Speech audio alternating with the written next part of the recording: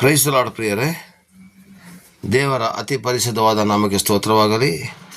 ಸುಮಾರು 10 ದಿವಸಗಳಿಂದ ವಿಡಿಯೋ ಹಾಕಲಿಕ್ಕೆ ಆಗಲಿಲ್ಲ, ಕ್ಷಮಾಪಣೆ ಇರಲಿ. ಏಕೆಂದರೆ ನನಗೆ ಸ್ವಂತ ಮನೆ ಇಲ್ಲ, ಹಾಗೂ ನಾನು ಸೆಕ್ಯೂರಿಟಿ ಗಾರ್ಡ್ ಕೆಲಸ ಮಾಡಿಕೊಂಡು ಸೇವೆಯನ್ನು ಮಾಡ್ತಿರೋ ಕಾರಣಕ್ಕೋಸ್ಕರ ನನಗೆ ಸಮಯ ಸಿಕ್ಕಿದಾಗೆಲ್ಲ ನಾನು ಬೈಬಲ್ ಕಾಲೇಜಿನಲ್ಲಿ ಮತ್ತು ಪವಿತ್ರ ಗ್ರಂಥಗಳ ಆಧಾರ ಮತ್ತು ಪವಿತ್ರಾತ್ಮನ ತಿಳುವಳಿಕೆಯ ಮೂಲಕ ನಾನು ಕಲಿತದ್ದನ್ನು ಆದಷ್ಟು ತಿಳಿಸಲಿಕ್ಕೆ ಪ್ರಯತ್ನ ಪಡುವಾಗ ನೀವು ನನ್ನ ಸೇವೆಗೋಸ್ಕರ ಪ್ರಾರ್ಥಿಸಿ.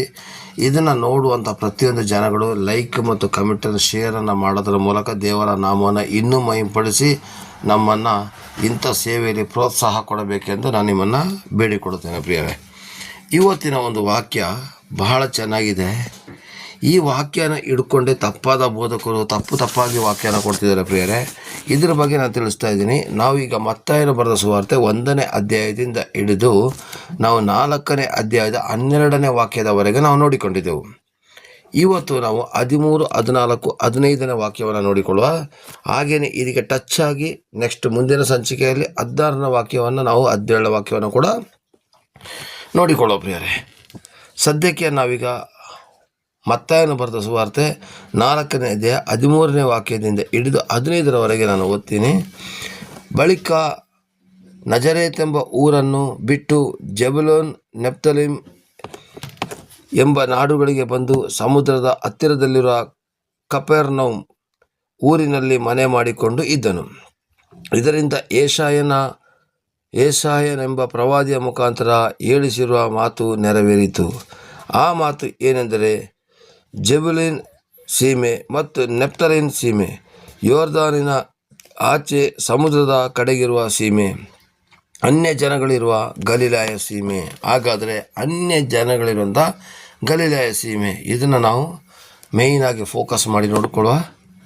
ಯೇಸು ಸ್ವಾಮಿ 12ನೇ ವಾಕ್ಯದಲ್ಲಿ ನಾನು ಯೋಹಾನ ಸೆರೆಗೆ ಬಿದ್ದದ್ದು ಯಾಕೆ, ಅದಕ್ಕೆ ಕಾರಣಗಳೇನು ತಿಳಿಸಿದೆ. ಈಗ ಯೇಸು ಸ್ವಾಮಿ ಆ ನಜರೇತ್ ಹೇಳತಕ್ಕಂಥ ಒಂದು ಊರನ್ನು ಬಿಟ್ಟು ಜೆಬುಲೂನ್ ಮತ್ತು ನಫ್ತಲಿಮ್ ಎಂಬಂಥ ನಾಡುಗಳಿಗೆ ಬಂದು ಸಮುದ್ರದ ಹತ್ತಿರವಿರೋ ಕಪೆರ್ನೌಮ್ ಎಂಬ ಊರಿನಲ್ಲಿ ಮನೆ ಮಾಡಿಕೊಂಡಿದ್ದನು. ಹಾಗಾದರೆ ನಜರೇತಿನಲ್ಲಿ ವಾಸ ಮಾಡೋದಕ್ಕೆ ನಜರಾಯನೆಂಬಂಥ ಹೆಸರು ಬಂತು ಅಂತೇಳಿ ನಾವು ಬೈಬಲ್ನಲ್ಲಿ ತಿಳ್ಕೊಂಡು, ಅದು ಕೂಡ ಪ್ರವಾದನೆ ಆಧಾರ ಪ್ರಕಾರ ಬಂದಿತ್ತು. ನಜರೇತನ್ನು ಅವರು ಸುಮ್ಮನೆ ಬಂದು ಸೇರಲಿಲ್ಲ. ಪ್ರಿಯರೇ, ನಜರೇತಿಗೆ ಅವರು ಸೇರಿರತಕ್ಕಂಥದ್ದು ಕೂಡ ಒಂದು ಪ್ರವಾದನೆ ಆಗಿತ್ತು. ಮತ್ತಾಯ 2ನೇ ಅಧ್ಯಾಯ 23ನೇ ವಾಕ್ಯದಲ್ಲಿ ನೋಡಿ, ಆ ನಜರೇತ್ ಎಂಬ ಊರಿಗೆ ಬಂದು ಮನೆ ಮಾಡಿಕೊಂಡು ಇದ್ದನು, ಇದರಿಂದ ನಜರಾಯನೆಂಬ ಹೆಸರು ಬರುವುದು ಅಂತ ಇಲ್ಲಿ ಬರೆದಿದೆ. ಹಾಗಾದರೆ ನಜರೇತಿನಲ್ಲಿ ಅವರು ಪುಟ್ಟ ಮಗು ಆಗಿದ್ದಾಗ ಅಲ್ಲಿದ್ದರು. ಅಲ್ಲಿಂದ ಆ ನಜರೇತಿನಲ್ಲಿ ಇದ್ದು ಕೊನೆಗೆ ಗಲಿಲಾಯ ಸೀಮೆಗೆ ಬಂದರು. ಗಲಿಲಾಯ ಸೀಮೆಯನ್ನು ಕೂಡ ಬಿಟ್ಟರು. ಅದು ಕೂಡ ದೇವರ ಒಂದು ವಚನ ಪ್ರಕಾರ ಗಲಿಲಾಯ ಸೀಮೆಗೆ ಹೊರಟು ಬಳಿಕ ನಜರೇತ್ ಎಂಬ ಊರಲ್ಲೂ ಕೂಡ ಸೇರಿದ್ದು ಅದು ಪ್ರವಾದನೆ ಇತ್ತು. ಪ್ರಿಯರೇ, ಹಾಗೆಯೇ ಆ ಊರನ್ನು ಕೂಡ ಅವರು ಬಿಟ್ಟು ಜೆಬುಲೂನ್, ನಫ್ತಲಿಮ್ ಎಂಬಂತಹ ನಾಡುಗಳಿಗೆ ಬಂದು ಸಮುದ್ರದ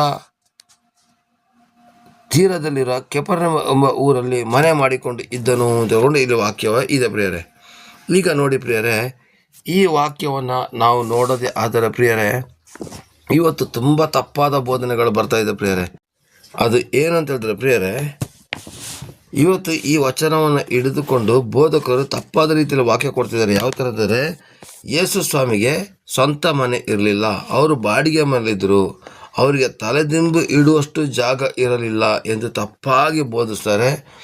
ಹಾಗೆಯೇ ಇಲ್ಲಿ ಜನಗಳಿಗೂ ಕೂಡ ಅವರು ಬೋಧಿಸ್ತಾರೆ, ನೀವು ಆಸ್ತಿ ಅಂತ ಯಾಕೆ ಸಂಪಾದನೆ ಮಾಡ್ತೀರಾ, ಮನೆ ಅಂತ ಯಾಕೆ ಒದ್ದಾಡ್ತೀರಾ. ಯೇಸು ಸ್ವಾಮಿಗೂ ಕೂಡ ಸ್ವಂತ ಮನೆ ಇಲ್ಲದೇ ಅವರು ಬಾಡಿಗೆ ಮನೆಯಿದ್ದರು. ನೀವು ನಿಮ್ಮ ಸ್ವಂತದನ್ನು ನೀವು ಬಂದು ಸಾಧ್ಯ ಕೊಟ್ಬಿಡಿ, ನೀವು ಬಾಡಿಗೆ ಮನೆಗಳಲ್ಲಿ ಇರಿ. ಇವತ್ತು ಕೂಡ ಒಬ್ಬರು ಸಾಕ್ಷಿಗೆ ಒಬ್ಬರು ಸಹೋದರಿ ನಮ್ಮ ನರಸೀಪುರ ಗ್ರಾಮದಲ್ಲಿ ಇದ್ದಾರೆ. ಸ್ವಂತ ಮನೆಯನ್ನು ಬಿಟ್ಟು ಅವರು ಬಾಡಿಗೆ ಮನೆ ಮಾಡ್ಕೊಂಡಿದ್ದಾರೆ. ಏನೆಲ್ಲ ಹುಚ್ಚಾಟದ ವಾಕ್ಯಗಳು ನನಗಂತೂ ಗೊತ್ತಾಗ್ತಾ ಇಲ್ಲ. ವಾಕ್ಯಗಳನ್ನು ತಪ್ಪಾಗಿ ಕೊಡಬೇಡಿ. ಯಾಕೆಂದರೆ ಪ್ರಿಯರೇ, ಪ್ರತಿಯೊಬ್ಬ ವ್ಯಕ್ತಿಗೆ ಸ್ವಂತ ಮನೆ ಆಗಲಿ ಬಾಡಿಗೆ ಮನೆ ಆಗಲಿ ಇರಲೇಬೇಕು. ಪ್ರಿಯರೇ, ಈಗ ನನಗೂ ಕೂಡ ಸ್ವಂತ ಮನೆ ಇಲ್ಲ, ಬಾಡಿಗೆ ಮನೆ ಇದೆ, ಬಾಡಿಗೆ ಮನೆಯಲ್ಲಿ ನಾನು ಜೀವಮಾನ ಮಾಡ್ತಾ ಇದ್ದೀನಿ ಪ್ರಿಯರೇ. ಯಾಕೆಂದರೆ ಒಂದು ಮನೆಯೇ ಇಲ್ಲದಿದ್ದ ಮೇಲೆ ಅವನು ದೇವರ ಮುಂದೆ ಯಾವ ಥರ ಸಾಕ್ಷಿಯಾಗಿರ್ತಾನೆ ಪ್ರಿಯರೇ. ಯೇಸು ಸ್ವಾಮಿನೂ ಕೂಡ ನಮಗೆ ಮಾದರಿ ತೋರಿಸ್ಬೇಕು ಅಂತಲೇ ಅವರು ಕೆಪೆರ್ನೌಮ್ ಇರ್ತಕ್ಕಂಥ ಊರಿಗೆ ಹೋಗಿ ಅಲ್ಲಿ ಮನೆ ಮಾಡಿಕೊಂಡಿದ್ದರು ಪ್ರಿಯರೇ.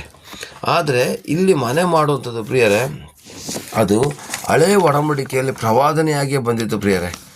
ಹಳೆಯ ಒಡಂಬಡಿಕೆಯಲ್ಲಿ ಏನಾಗಿತ್ತು, ಒಂದು ಪ್ರವಾದನೆ ಆಗಿ ಕೂಡ ಬಂದಿತ್ತು. ಅದನ್ನು ಮುಂದಕ್ಕೆ ನಾನು ತಿಳಿಸ್ತೀನಿ. ಈಗ ಯೇಸು ಸ್ವಾಮಿ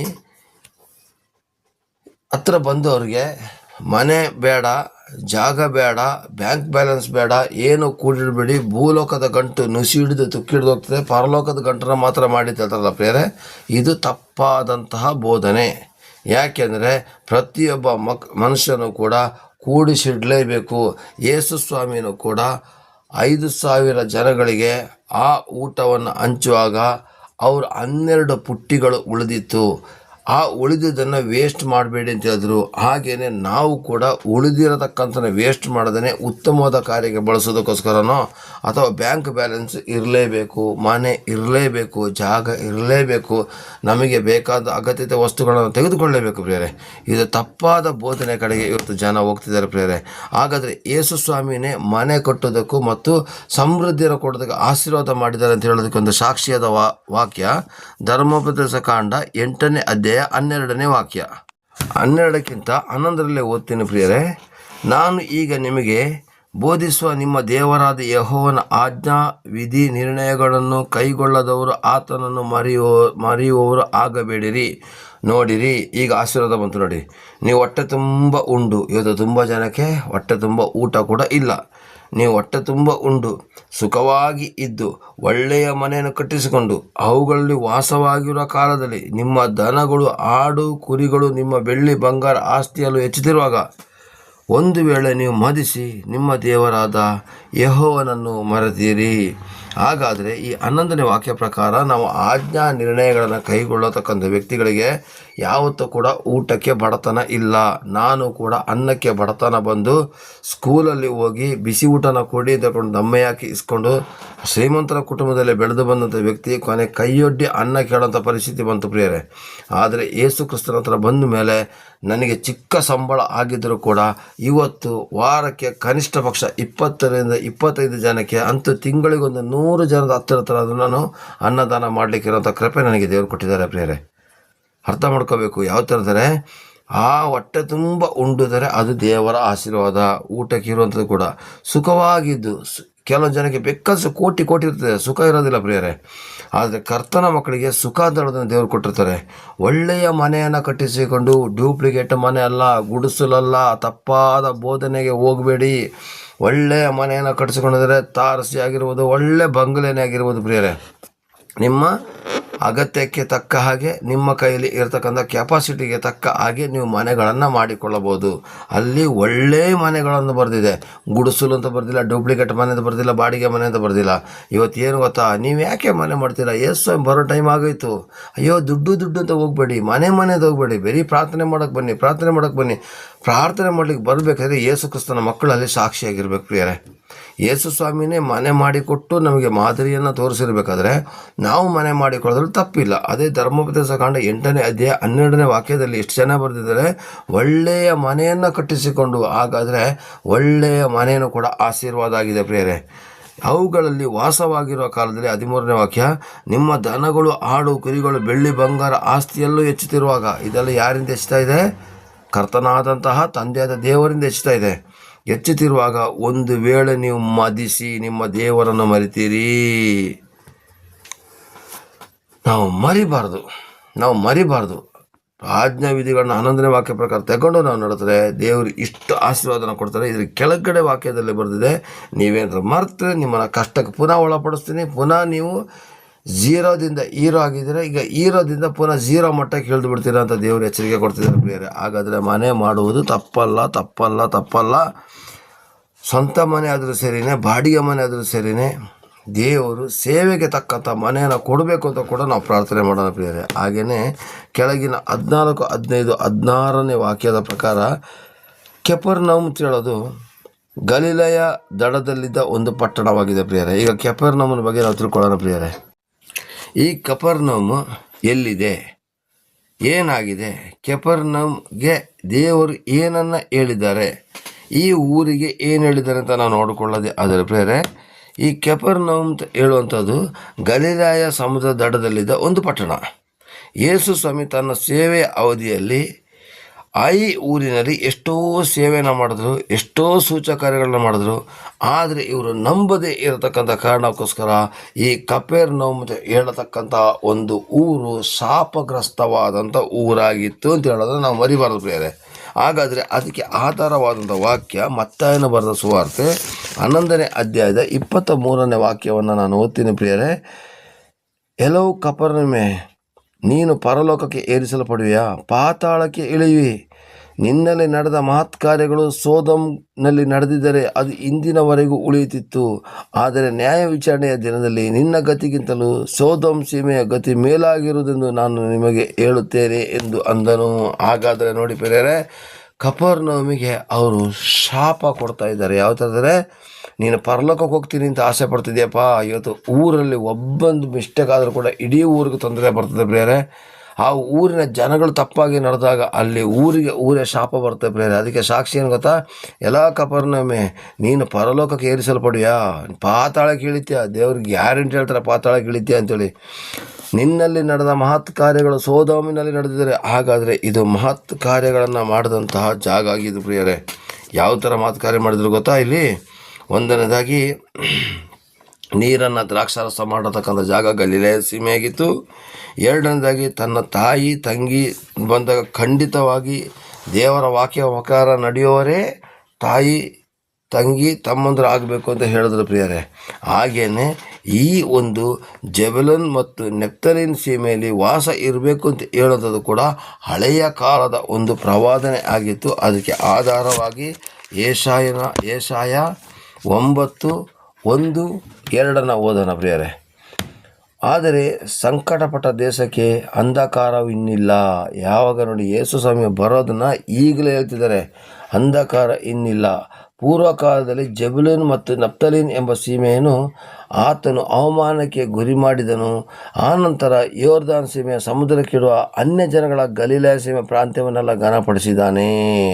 ಹಾಗಾದರೆ ಅನ್ಯ ಜನಗಳು ಇರೋದ ಪ್ರಾಂತ್ಯವನ್ನು ಘನಪಡಿಸಿದ್ದಾನೆ. ಇದೇ ವಾಕ್ಯ ನೋಡಿ ಮತ್ತಾಯ 4ನೇ ಅಧ್ಯಾಯದಲ್ಲಿ ಎಷ್ಟು ಸ್ಪಷ್ಟವಾಗಿ ತೋರಿಸಿದೆ ನೋಡಿ ಪ್ರಿಯರೇ. ಮತ್ತಾಯ 4ನೇ ಅಧ್ಯಾಯದಲ್ಲೂ ಕೂಡ ಇದು ಅನ್ಯ ಜನಗಳು ಇರುವಂಥ ಸೀಮೆ, ಜೆಬುಲೂನ್ ಮತ್ತು ನಫ್ತಾಲಿಮ್ ಸೀಮೆ, ಯೋರ್ದಾನ್ ಆಚೆ ಸಮುದ್ರದ ಕಡೆಗಿರೋ ಸೀಮೆ, ಅನ್ಯ ಜನಗಳಿರುವ ಸೀಮೆ. ಹಾಗಾದರೆ ಇದು ಅನ್ಯ ಜನಗಳಿಗೋಸ್ಕರ ಈ ಸೀಮೆನ ದೇವರು ಆಯ್ಕೆ ಮಾಡಿದರು ಪ್ರಿಯರೇ. ಹಲ್ಲೆಲೂಯಾ. ಇದೇ ಊರಲ್ಲಿ ಯೇಸು ಮನೆ ಮಾಡಿಕೊಂಡಿರ್ತಾರೆ. ಈ ಒಂದು ಮನೆ ಮಾಡಿಕೊಂಡಿರ್ತಕ್ಕಂಥದ್ದು ಯೇಸು ಸ್ವಾಮಿ ಹುಟ್ಟೋದಕ್ಕಿಂತ 600 ವರ್ಷಗಳ ಹಿಂದೆಯೇ ಯೆಶಾಯನ ಮತ್ತು ಪ್ರವಾದಿಯ ಮೂಲಕ ತಿಳಿಸಲ್ಪಟ್ಟಿದ್ದು ಪ್ರಿಯರೇ. ಹಾಗಾದರೆ ಇಲ್ಲಿ ನೋಡಿ ಅನ್ಯ ಜನಗಳು ಇದ್ದಂಥ ಸೀಮೆ ನೋಡಿ ಎಷ್ಟು ಜನ ಬರೆದಿದ್ದಾರೆ. ಯೆಶಾಯ 9 ತೋರಿಸ್ತೀನಿ. ಅನ್ಯ ಜನಗಳಿರೋ ಗಲಿಲಾಯ ಸೀಮೆ ಈ ಪ್ರಾಂತ್ಯವನ್ನೆಲ್ಲ ಘನಪಡಿಸಿದ್ದಾನೆ. ಹಾಗಾದರೆ ಇವರು ಸ್ವೀಕರಿಸದೇ ಇರತಕ್ಕಂಥ ಕಾರಣಕ್ಕೋಸ್ಕರ ಅನ್ಯ ಜನಗಳಾದ ನಮ್ಮನ್ನು ದೇವರ ನಾಮ ಮಹಿಮೆಯಿಂದ ಘನಪಡಿಸಿದ್ದು ಅನ್ಯ ಜನಗಳನ್ನು ಆಯ್ಕೆ ಮಾಡಿಕೊಳ್ಳೋಕ್ಕೋಸ್ಕರ ಒಂದು ದೊಡ್ಡ ಬೆಳಕು ಬರ್ತದೆ ಅಂತೇಳಿ ಆ ಯೆಶಾಯ 9:1-2 ಸ್ಪಷ್ಟವಾಗಿ ಆ ಕಾಲದಲ್ಲೇ ಬರೆದಿದೆ ಪ್ರಿಯರೇ. ಅದಕ್ಕೆ ಆಧಾರವಾದ ವಾಕ್ಯ ಮತ್ತಾಯ 15ನೇ ಅಧ್ಯಾಯ ಆದಮೇಲೆ 16ನೇ ವಾಕ್ಯದಲ್ಲಿ ಬರೆದಿದೆ. ಈ ಗ್ರಾಮದಲ್ಲಿ ವಾಸಿಸಿದ ಜನಕ್ಕೆ ಸೈತಾನನ ಕತ್ತಲೆಯಲ್ಲಿ ವಾಸಿಸಿದ್ರು, ಈಗ ದೊಡ್ಡ ಬೆಳಕು ಬಂತು. ಈ ದೊಡ್ಡ ಬೆಳಕು ಯಾವುದೂ ಅಲ್ಲ, ಯೇಸು ಸ್ವಾಮಿ ಹುಟ್ಟಿ ಬಂದಿದ್ದೇ ದೊಡ್ಡ ಬೆಳಕು. ಅದಕ್ಕೇನೆ ಯೆಶಾಯ 9:1 ಎಷ್ಟು ಚೆನ್ನಾಗಿ ಪ್ರವಾದನೆ ಕೊಟ್ಟಿದ್ದಾರೆ ನೋಡಿ. ಆ ಸಂಕಟಪಟ್ಟ ದೇಶಕ್ಕೆ ಇನ್ನು ಅಂಧಕಾರವಿಲ್ಲ.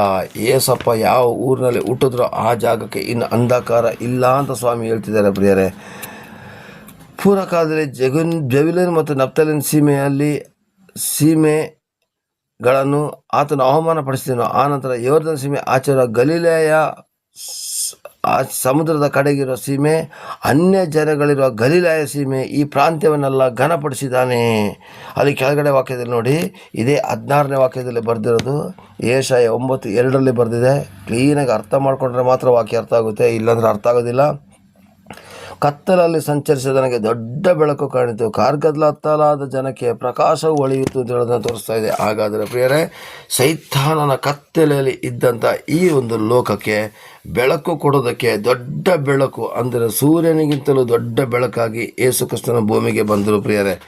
ಇಲ್ಲಿ ಯೇಸು ಬಂದುದರಿಂದ ಕಪರ್ನೌಮಿನಿಂದ ಎಲ್ಲ ಕಡೆಗೂ ಎಲ್ಲ ದೇಶಕ್ಕೂ ಬೆಳಕಾಯಿತು ಪ್ರಿಯರೇ. ಕಪರ್ನೌಮ್ ಹೇಳ್ತಕ್ಕಂಥ ಜಾಗಕ್ಕೆ, ಅದು ತಿರಸ್ಕರಿಸಲ್ಪಟ್ಟ ಜಾಗ, ಶಾಪಗ್ರಸ್ತವಾದ ಜಾಗ. ಆದರೆ ಆ ಜಾಗದ ಜನಗಳು ರಿಜೆಕ್ಟ್ ಮಾಡಿರ್ತಕ್ಕಂಥ ಕಾರಣಕ್ಕೋಸ್ಕರ ಅನ್ಯ ಜನಗಳು ಇರತಕ್ಕಂಥ ಸೀಮೆಗೆ ಹೋಗಿ ಇವತ್ತು ನಾನು ನೀನು ರಕ್ಷಣೆ ಹೊಂದಲಿಕ್ಕೆ ಕಾರಣ ಇದೇ ಆಗಿದೆ ಪ್ರಿಯರೇ. Praise Lord, praise Lord, praise Lord. ಹಾಗಾದರೆ ನಾನು 17ನೇ ವಾಕ್ಯವನ್ನು ಕೂಡ ನಾನು ಇವತ್ತೇ ಕೊಟ್ಬಿಡ್ತೀನಿ ಪ್ರಿಯರೇ. ಯಾವಾಗ ಆ ಬೆಳಕು ಏನೆಂದರೆ ಆ ಬೆಳಕಿನ ರಾಜ್ಯದ ಬಗ್ಗೆ ತಿಳಿಸೋದಕ್ಕೋಸ್ಕರ ಪ್ರಿಯರೇ.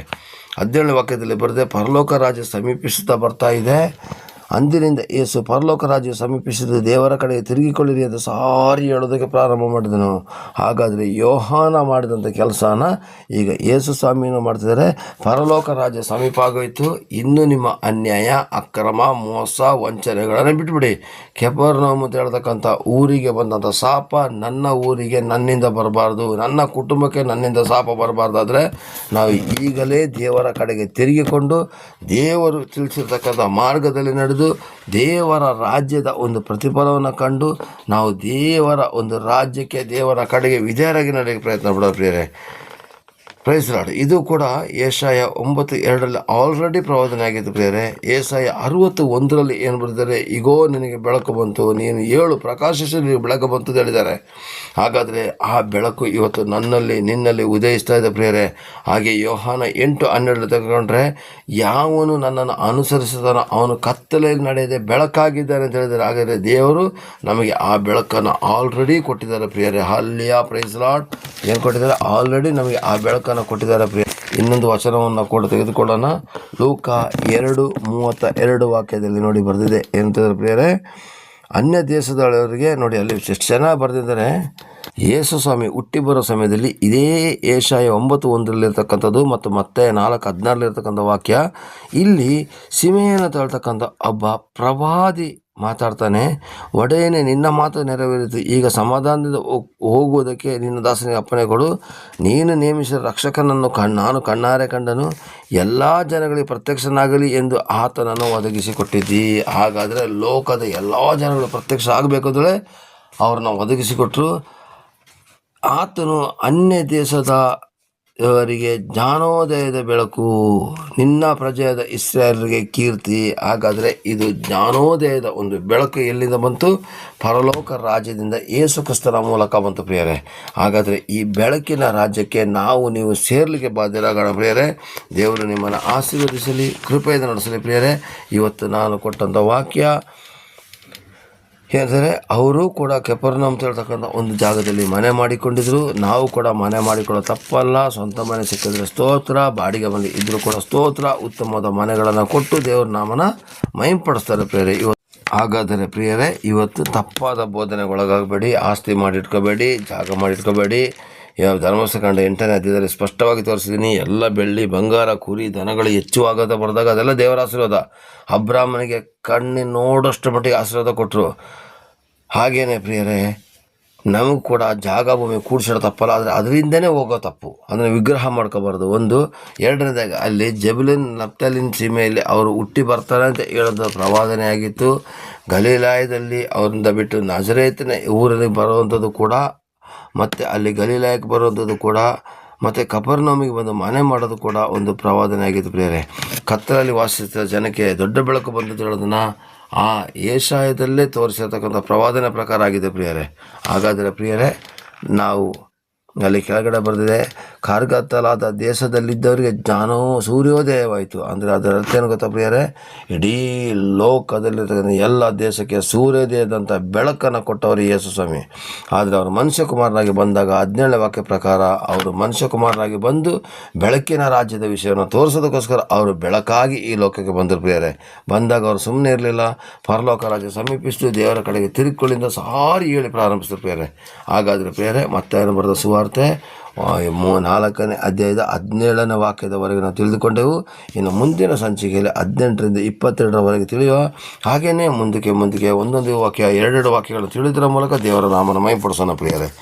ದೇವರು ನಿಮ್ಮನ್ನು ಆಶೀರ್ವದಿಸಲಿ, ಕೃಪೆಯನ್ನು ನಡೆಸಲಿ. Amen, amen, amen. Praise the lord.